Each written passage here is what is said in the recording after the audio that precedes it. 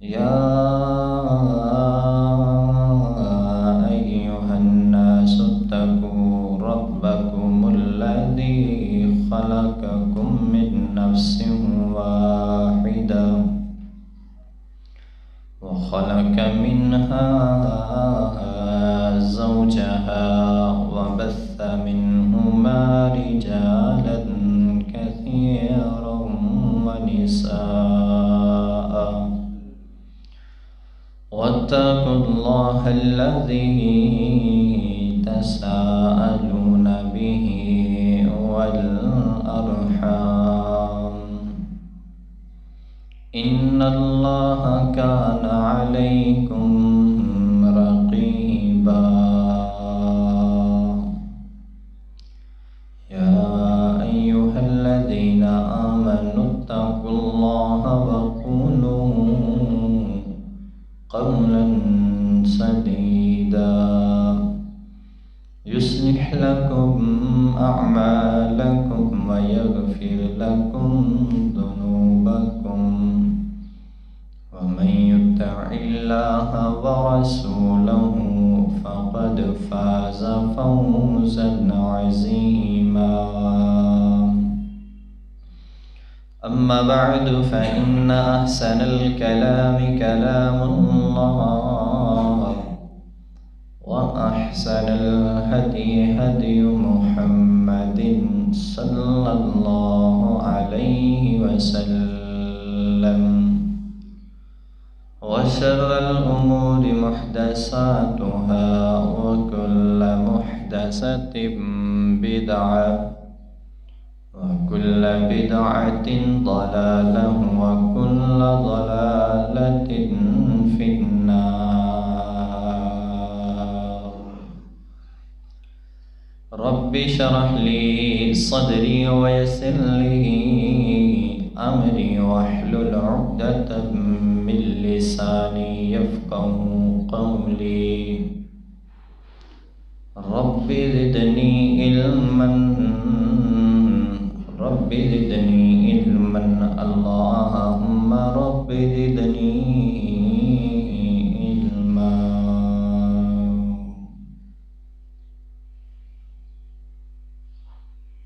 حمد و ثنا اللہ وحدہ لا شریک کے لیے ہیں، جو ساری کائنات کا خالق، مالک، رازق، داتا، مشکل کشا اور حاجت روا ہے۔ درود و سلام ہو امام الانبیاء، حبیب کبریا، جناب محمد الرسول اللہ صلی اللہ علیہ وآلہ وصحبہ وبارک وسلم کی ذات اقدس پر۔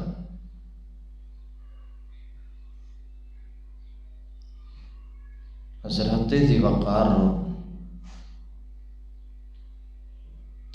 گزشتہ کئی خطبات سے ہمارا ایک موضوع سیرت النبی صلی اللہ علیہ وآلہ وسلم کے مختلف پہلو تھا، لیکن چونکہ ماہ شعبان جاری ہو چکا ہے، آج اس مہینے کی 10 تاریخ ہے، تو اس کے کچھ فضائل، کچھ مسائل اور کچھ ایسے عوامل کہ جن سے اجتناب ضروری ہے، ان کا تذکرہ کرنا بھی انتہائی ضروری تھا،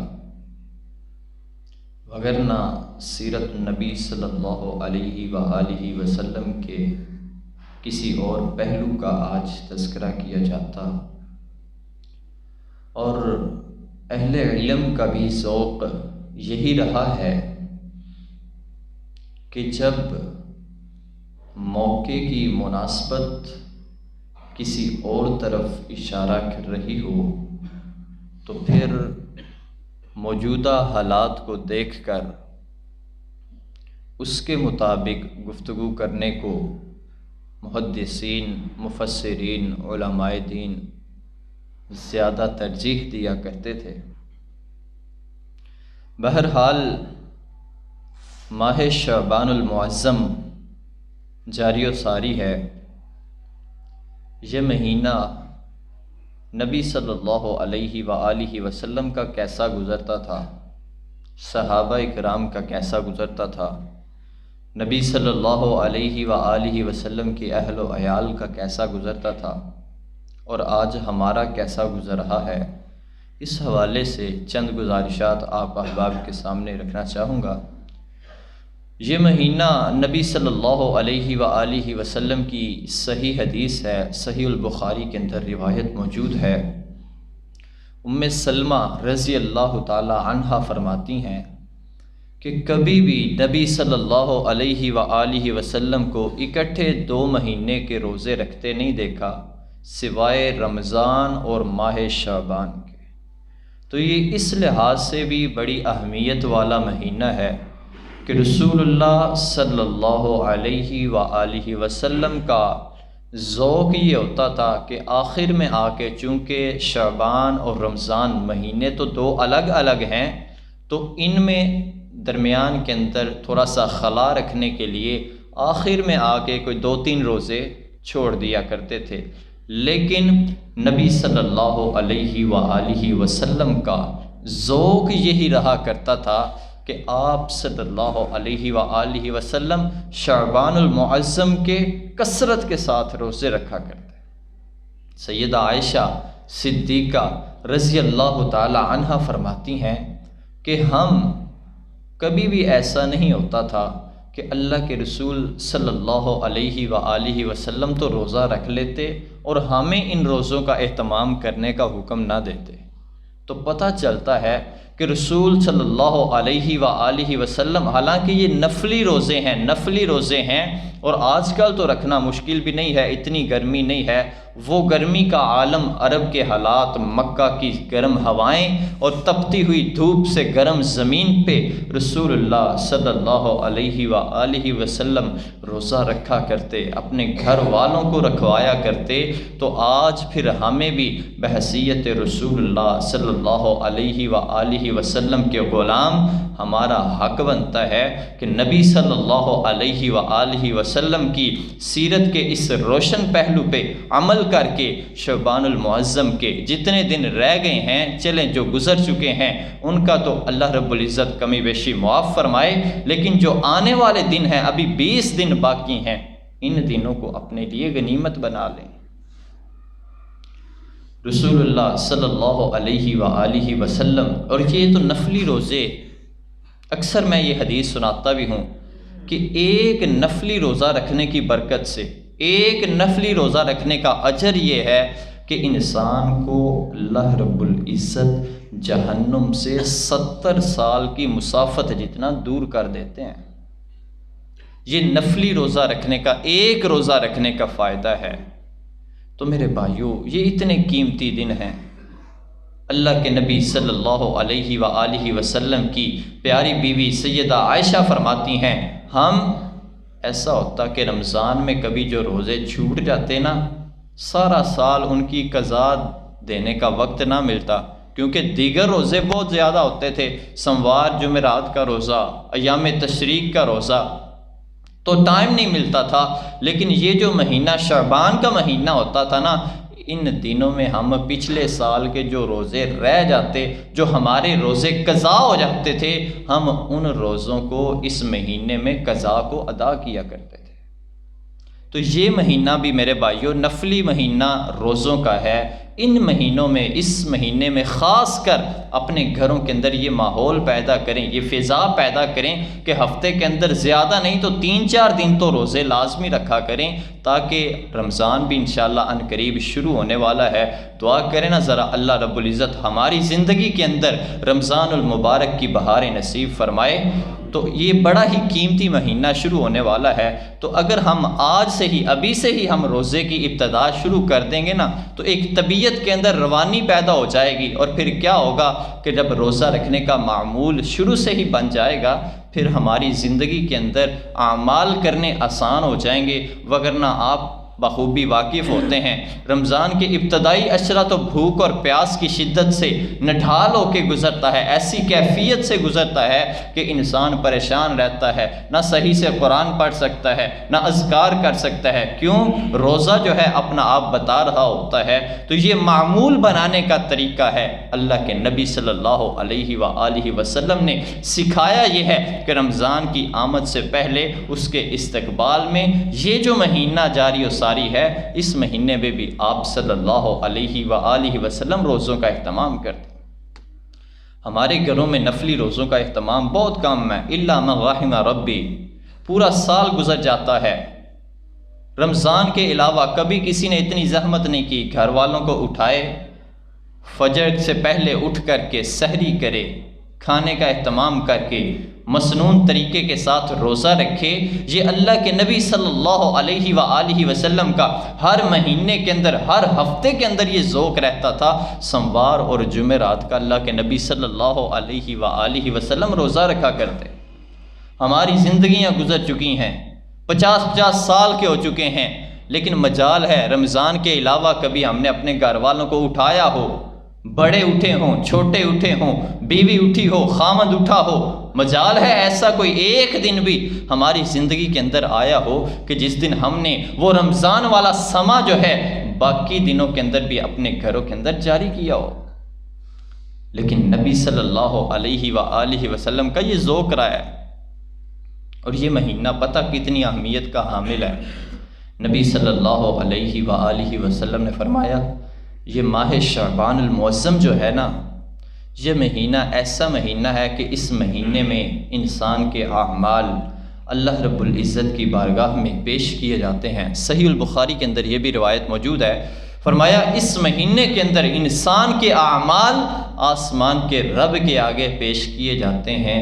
میں محمد الرسول اللہ خواہش کرتا ہوں کہ جس وقت میرے اعمال اللہ رب العزت کے سامنے پیش کیے جا رہے ہوں، فرشتے بتا رہے ہوں اے اللہ تیرے فلاں بندے نے یہ کام کیے ہیں، اے اللہ تیرے محبوب کے یہ نامہ اعمال ہیں، ان نامہ اعمال کو لے کر کے تیری بارگاہ میں جب آ رہے تھے میرے مالک و مولا تیرا محبوب بھوکے اور پیاسی حالت میں اپنے اعمال کی فکر لیے بیٹھا ہوا تھا۔ نبی صلی اللہ علیہ وآلہ وسلم کا یہ ذوق ہوتا۔ اعمال ہر ہفتے بھی اللہ کی بارگاہ میں پیش ہوتے ہیں۔ یہ بھی بخاری شریف کے اندر روایت موجود ہے، آپ صلی اللہ علیہ وآلہ وسلم نے فرمایا کہ سوموار اور جمعرات کو بھی اللہ رب العزت کی بارگاہ میں انسان کے نامہ اعمال پیش ہوتے ہیں، اور پھر اسی طرح روزانہ بھی انسان کے نامہ اعمال اللہ رب العزت کی بارگاہ کے اندر پیش ہوتے ہیں۔ فرمایا عصر کے بعد اور فجر سے پہلے فرشتوں کی ڈیوٹی تبدیل ہوتی ہے، جب فرشتے آتے جاتے ہیں انسان کے نامہ اعمال ساتھ لے کے جاتے ہیں، اللہ رب العزت کے ہاں پیش کرتے ہیں۔ تو آپ کے روزمرہ کے جو اعمال ہیں یہ بھی اللہ رب العزت کی بارگاہ میں پیش کیے جاتے ہیں۔ اور بڑے جو کاروباری حضرات ہوتے ہیں نا، ان کا معمول ہوتا ہے کہ وہ روزانہ اپنے کام کی نا شام کو حساب کرتے ہیں، پھر ہفتے بعد حساب کرتے ہیں، پھر مہینے بعد حساب رکھتے ہیں، پھر سال بعد ٹوٹل بجٹ دیکھتے ہیں، ٹوٹل حساب رکھتے ہیں۔ یہی معمول اللہ کے نبی صلی اللہ علیہ وآلہ وسلم نے ہمیں اعمال کے حساب سے سمجھایا ہے کہ انسان کے روزمرہ کے اعمال اللہ رب العزت کی بارگاہ میں پیش کیے جاتے ہیں۔ پھر اسی طرح پورے ہفتے کے اعمال جو ہیں ہفتے کے 2 دنوں کے اندر سوموار کے دن اور جمعرات کے دن اللہ رب العزت کے ہاں پیش کیے جاتے ہیں۔ اور پھر یہ سالانہ بجٹ اللہ رب العزت کے ہاں پیش کیا جاتا ہے ہر انسان کا ماہ شعبان میں۔ تو یہ اس قدر اہمیت والا مہینہ ہے۔ صحابہ کرام رضوان اللہ علیہم اجمعین اس مہینے میں ایک دعا بڑی کثرت کے ساتھ پڑھتے تھے، اللہم بارک لنا فی شعبان وبلغنا رمضان۔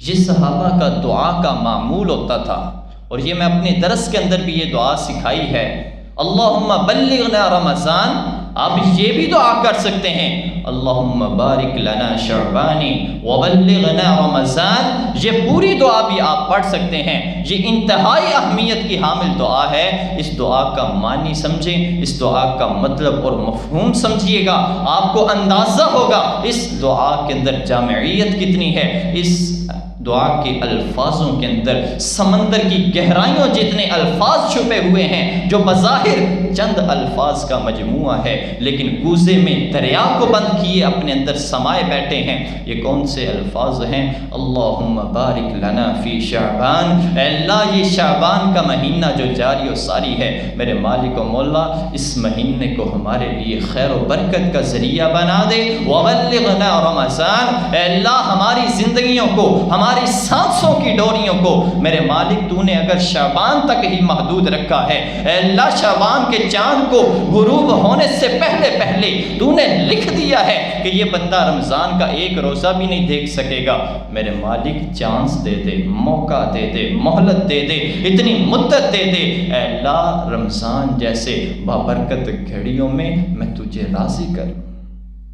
یہ اللہ سے مہلت مانگنا ہے، یہ اس دعا کے ذریعے اللہم بلغنا رمضان۔ کتنے ہی آپ لوگ ایسے جانتے ہوں گے جو اس مہینے کے اندر فوت ہو گئے، یہ بھی 10 دن گزرے ہیں، پچھلے 10 دنوں میں آپ اکثر ایسے لوگوں کو جانتے ہوں گے جو کل تک آپ کی صفوں میں تھے، آج آپ کو نظر نہیں آ رہے۔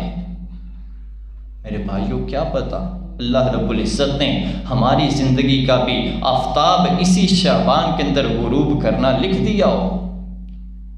کسی کو کوئی گارنٹی، کسی کو کوئی شورٹی، کسی کو کوئی ایسا دعویٰ معلوم ہو کہ جس نے لکھا ہو، پڑھا ہو، دستخط کیے ہوں، سگنیچر کیے ہوں، سٹیمپ لگی ہو کہ آپ نے اپنی زندگی کے اندر یہ جو رمضان آنے والا ہے نا لازمی دیکھنا ہے؟ اگر نہیں ہے کسی کی تو پھر یہ دعا ہم کیوں نہیں کرتے، یہ دعا ہم کیوں نہیں پڑھتے؟ میرے بھائیو صحابہ کرام رضوان اللہ علیہم اجمعین کا ذوق رہا ہے کہ رمضان گزرنے سے 6 مہینے بعد اپنے اعمال کی قبولیت کی دعا کرتے رہتے، اے اللہ رمضان میں جو جو عبادات کی ہیں، تجھ کو راضی کرنے کی کوشش کی ہیں، اے اللہ ان عبادات کو اپنی بارگاہ میں قبول فرما۔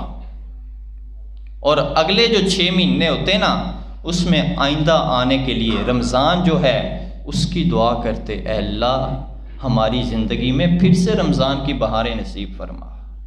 اللہم بلغنا رمضان، ہر بندے کو چاہیے کہ یہ الفاظ 3 الفاظ بنتے ہیں، اللہم بلغنا رمضان، یہ ہر بندے کی زبان سے ماہ شعبان کے مہینے کے اندر ہر دن اور ہر رات میں، ہر کیفیت میں، ہر حال میں یہ جملے اس کی زبان سے جاری رہنے چاہیے۔ قیمتی مہینہ ہے، اور اس سے اگلا جو مہینہ ہے تو وہ تو ویسے ہی انتہائی قیمتی ہے۔ تو میرے بھائیوں یہ دعا اپنی ہر نماز کے بعد، ہر وقت، ہر موقع پہ یہ دعا، اس کا ورد، اس کا وظیفہ، اس کے ترانے اپنی زبان سے جاری و ساری رکھیں۔ یہ تو تھا رمضان کی فضائل کے حوالے سے چند گزارشات کہ اللہ کے نبی صلی اللہ علیہ وآلہ وسلم اس مہینے میں کثرت کے ساتھ روزے رکھتے تھے۔ نبی صلی اللہ علیہ وسلم اپنے گھر والوں کو روزے رکھواتے، نبی صلی اللہ علیہ وآلہ وسلم کی گھر والیاں جو روزے رمضان کے قضا ہو جاتے اس مہینے کے اندر ادا کرتی۔ نبی صلی اللہ علیہ وآلہ وسلم اور صحابہ اکرام رضوان اللہ علیہم اجمعین اس مہینے میں کثرت کے ساتھ یہ دعا کیا کرتے۔ یہ تو تھی چند چیزیں اس مہینے کے فضائل کے حوالے سے، لیکن میرے بھائیوں ہم نے سنتوں کو چھوڑ کر، عبادات کو چھوڑ کر، اصل حدیث کو چھوڑ کر کچھ ایسی باتوں کا سہارا لے کر اپنے سے کچھ اعمال گھڑ لیے ہیں، اپنے سے کچھ ایسی چیزیں ایجاد کر لی ہیں جن کو دین کا نام دے کر کے بڑی تیزی کے ساتھ معاشرے میں عروج دیا جا رہا ہے، پھیلایا جا رہا ہے عقیدت کے نام پہ، محبت کے نام پہ، اور اس کے پیچھے صرف یہ 2-3 الفاظ ہوتے ہیں۔ پتہ کیا؟ منع کدھر ہے؟ منع کدھر ہے؟ حضرات ذی وقار دین اس چیز کا نام نہیں ہے کہ جو مجھے اچھا عمل لگے میں اس کو اپنی مرضی سے ایجاد کر دوں. دین اس چیز کا نام نہیں ہے جو آپ کو عمل اچھا لگے آپ اس چیز کو دین کا حصہ بنا لیں. دین اس چیز کا نام نہیں ہے جو میرے کسی بزرگ کو میرے کسی بڑے کو اچھا لگے وہ دین کا حصہ بنا دے. نہیں نہیں، دین اس چیز کا نام ہے جو میرے محمد الرسول اللہ صلی اللہ علیہ وآلہ وسلم کے سینے پہ آسمان کے رب نے نازل فرما دیا. اور بڑی اہم بات کرنے لگا ہوں، دین اور شریعت کے مسائل بنانا اللہ کے نبی صلی اللہ علیہ وآلہ وسلم کے اختیار میں بھی نہیں، بلکہ اللہ کے نبی صلی اللہ علیہ وآلہ وسلم کو بھی دین اور شریعت کے مسائل آسمان کا رب وحی کے ذریعے بیان کرتا ہے. میرے نبی صلی اللہ علیہ وآلہ وسلم مبلغ ہیں. یا ایھا الرسل بلغ ما انزل الیک، اے میرے محبوب ہم جو نازل کرتے ہیں، جو آپ کے سینے پہ اتارتے ہیں، آپ نے لوگوں کو بتانا ہے، لوگوں کو بیان کرنا ہے. دین کے اندر شریعت کے اندر کمی بیشی کا اختیار میرے مصطفیٰ صلی اللہ علیہ وآلہ وسلم بھی اپنی مرضی سے نہ کسی لفظ کا نہ کسی چیز کا نہ کسی عبادت کا اضافہ کریں نہ کمی کریں. پھر میرے اور آپ کے پاس کیا اختیار رہ جاتا ہے؟ ان ہوا الا وحی یوحا، میرے پیغمبر کی زبان سے تو نکلنے والا ہر جملہ اللہ رب العزت نے وحی قرار دیا ہے. فرمایا میرا پیغمبر جو بھی بولتا ہے یہ نہیں بولتا، اس کی زبان سے آسمان کا رب بولتا ہے. یعنی پیغمبر صلی اللہ علیہ وآلہ وسلم اپنی مرضی سے دین اور شریعت بیان کرتے نہیں ہیں. تو پھر میرے بھائیوں، یہ طرح طرح کی بدعات، دین کے اندر اضافے، اور پھر جب ان چیزوں سے روکا جاتا ہے نا تو ہمارا المیہ یہ بن چکا ہے، ہماری تربیت اس انداز سے کر دی گئی ہے کہ جب لوگوں کو توحید بتائی جاتی ہے، احادیث بتائی جاتی ہیں، سنت بتائی جاتی ہے، بدعات سے روکا جاتا ہے نا، لوگ کہتے ہیں فرقہ وارانہ گفتگو کرتا ہے. جی میرے بھائیوں، یہ چیزیں فرقہ وارانہ نہیں ہیں. اگر ان چیزوں کا نام فرقہ واریت ہے نا تو پھر صحابہ کرام رضوان اللہ علیہم اجمعین کے ذوق کو کیا کریں گے؟ سیدنا عبداللہ ابن عمر رضی اللہ تعالی عنہ مسجد نبوی کے اندر رسول اللہ کی وفات کے بعد ایک دن داخل ہوئے. دیکھا کچھ لوگوں نے نا گروپ سازی کی ہے، حلقہ بندیاں کر کے، کوئی ادھر بیٹھے ہیں کوئی ادھر بیٹھے ہیں. ایک بندہ ان میں بولتا ہے اونچی آواز سے، سبحان اللہ پڑھو سارے اونچی آواز سے، سارے سبحان اللہ پڑھنے شروع کر دیتے ہیں. پھر ایک بولتا ہے، وہ کہتا ہے الحمدللہ پڑھتے جاؤ، وہ اذکار بتاتا ہے، یہ سارے اذکار شروع کر دیتے ہیں. حضرت عبداللہ ابن عمر رضی اللہ تعالی عنہ فوراً ان کو ٹوکتے ہیں، روکتے ہیں. کہا او ظالمو کیا کر رہے ہو؟ ابھی تو میرے آقا رسول اللہ صلی اللہ علیہ وآلہ وسلم کی قبر مبارک کی مٹی بھی خشک نہیں ہوئی، آپ نے دین کے اندر ایجادات شروع کر دی ہیں. یہ طریقہ رسول اللہ کا نہیں ہے. آپ کو کس نے یہ طریقہ سکھا دیا ہے؟ یہ صحابہ کا ذوق تھا کہ عمل وہی کرنا ہے جو اللہ کے رسول صلی اللہ علیہ وآلہ وسلم نے ہم تک پہنچایا ہے. اپنی مرضی سے کسی عمل کو اچھا سمجھ کے اس کی عادت اپنا لینا، اس چیز کو اللہ کے نبی صلی اللہ علیہ وآلہ وسلم نے بدعت قرار دی ہے. بات یہ کرنے کا مقصد کیا ہے؟ ماہ شعبان المعظم کے حوالے سے، 15ویں شعبان کے حوالے سے جتنی بھی من گڑت اور ضعیف حدیثوں کا سہارا لے کر لوگوں کو گمراہ کرنا چاہا ہے، لوگ بیان کرتے ہیں، دھڑلے کے ساتھ کرتے ہیں. اور میں آپ لوگوں کو بھی سلام پیش کرتا ہوں، سامنے 200 300 500 1000 لوگ بیٹھے ہوتے ہیں، کسی ایک بندے کی جرت نہیں ہوتی کہ وہ اپنے عالم سے پوچھے، اپنے مبلغ سے پوچھے کہ آپ نے یہ جو حدیث بیان کی ہے، آخر وہ دوسرے مکتبہ فکر کے علماء اس کا رد کیوں کرتے ہیں؟ مجھے اس کا کوئی ریفرنس دیں، مجھے اس کا کوئی حوالہ دیں. جب ہم پوچھتے نہیں ہیں، ہمارا ذوق نہیں ہے، پھر یہ منبر کا فائدہ اٹھا کے لوگ جو دل کرتا ہے اپنی مرضی سے یہاں پہ آ کے بیان کرتے ہیں. لیکن جس دن ہمارے اندر یہ جذبہ بیدار ہو گیا نا، ہم اپنے عالم سے پوچھیں، ہم اپنے خطیب سے پوچھیں، ہم اپنی تربیت کرنے والے سے پوچھیں کہ آپ نے یہ حدیث بیان کی ہے، آپ نے لوگوں کو بتایا ہے۔ اویس کرنی رضی اللہ تعالی عنہ، جن کے نام کے ساتھ 15ویں شعبان کو شرینیاں بانٹی جاتی ہیں، حلوہ پوڑی تقسیم کی جاتی ہیں، حلوائیوں کی دکانوں پہ رش لگ جاتا ہے، جن کا واقعہ لوگوں کو بتایا جاتا ہے کہ نبی صلی اللہ علیہ وآلہ وسلم کا دانت مبارک شہید ہوا غزوہ احد میں۔ اویس کرنی رضی اللہ تعالی رحمہ اللہ تعالی نے اپنے سارے دانت توڑ دیے۔ کبھی کسی عالم سے پوچھے تو صحیح، سوال تو کریں، یہ حدیث لکھی کہاں ہے، یہ واقعہ لکھا کہاں ہے، اس کا ریفرنس کیا ہے، حوالہ کیا ہے۔ وہ آتا ہے منبر پہ بیان کرتا ہے، کسی کی جرت نہیں ہوتی کوئی سوال کر لے، کوئی پوچھ لے، پھر اس کا جو دل کرتا ہے وہ بیان کرتا ہے۔ کتنے سالوں سے یہ حدیث، یہ روایت سنتے آ رہے ہیں، من گرد روایت ہے، آپ لوگوں کو سنائی جاتی ہے، مجمع میں نعرے لگ جاتے ہیں، سبحان اللہ کی آوازیں بلند ہو جاتی ہیں۔ بس یہی چیز جو ہے عالم کو مجبور کرتی ہے، وہ اگلے جمعے اس سے بھی بڑی بنا کے چھوڑتا ہے۔ میرے بھائیوں، دین کی تڑپ پیدا کریں،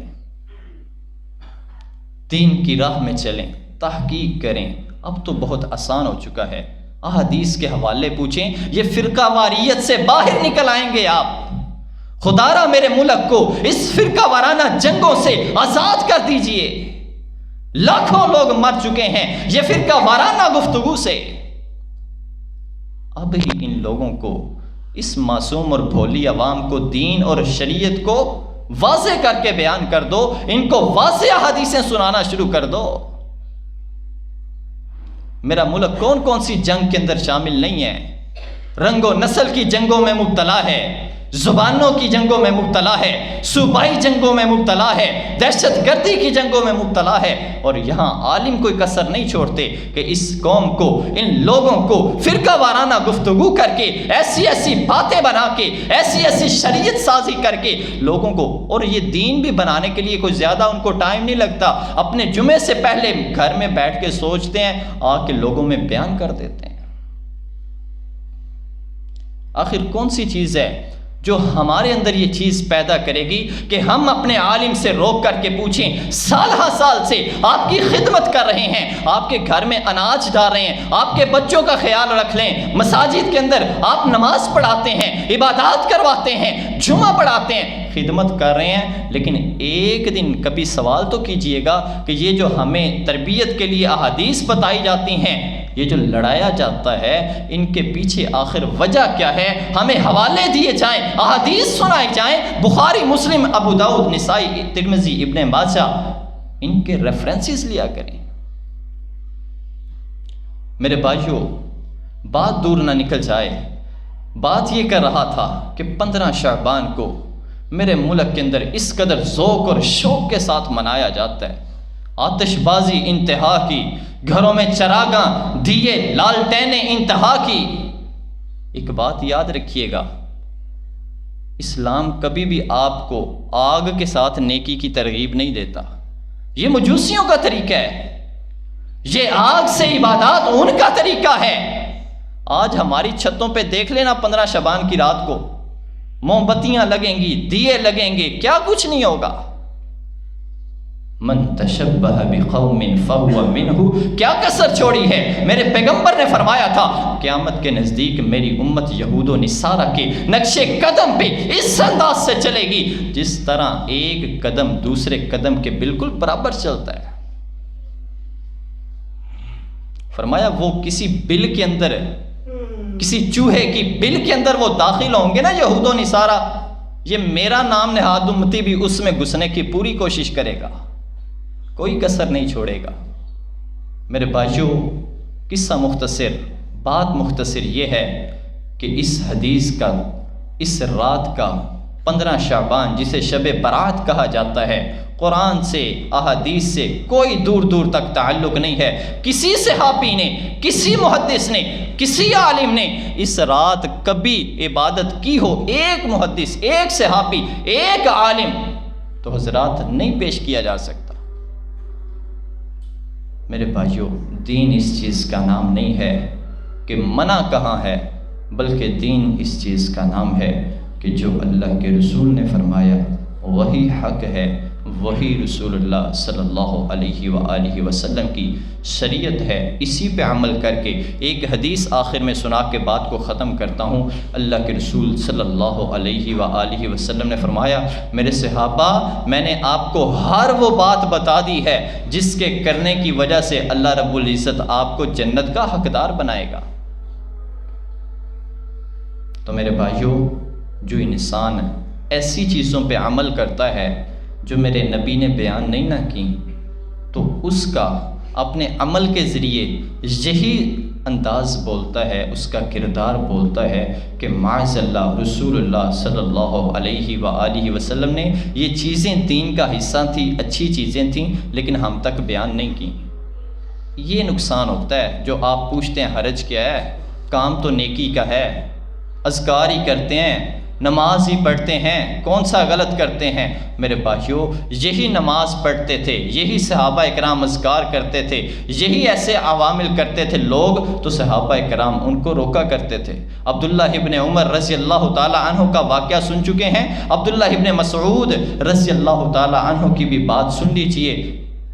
آپ نا ایک سفر کے اندر ہیں اور مسجد کے اندر نماز کے لیے گئے ہیں، دیکھا نماز فجر کا وقت ہے، اور کیا ہوا، مؤذن نے اذان کہی، اور اذان کہنے کے بعد یہ بازاروں کے اندر نکل جاتا ہے، لوگوں کو الصلاۃ الصلاۃ کہنے شروع کر دیتا ہے، مسجد کے اندر بلانے کے لیے اس نے اپنے سے الفاظ گھڑے ہیں، یہ لوگوں کے اندر ترانے گا رہا ہے، اونچی آواز سے اعلان کر رہا ہے۔ عبداللہ ابن مسعود رضی اللہ تعالی عنہ فوراً بھاگتے ہوئے اس مسجد سے باہر نکل جاتے ہیں۔ ساتھیوں نے پوچھا، عبداللہ کیا وجہ ہے، کیوں؟ آپ تو نماز پڑھنے کے لیے آئے تھے، پڑھے بغیر ہی بھاگ رہے ہیں؟ کہا، اللہ کی قسم، عبداللہ ابن مسعود رضی اللہ تعالی عنہ ایسے بدعتی امام کے پیچھے نماز پڑھنا گوارا نہیں کرتا جو عمل رسول اللہ نے نہیں کیا اور آج یہ امام کر رہا ہے۔ اللہ رب العزت بدعات سے محفوظ فرما کے خالص قرآن اور حدیث پہ، سنتوں پہ عمل کرنے والا بنائے۔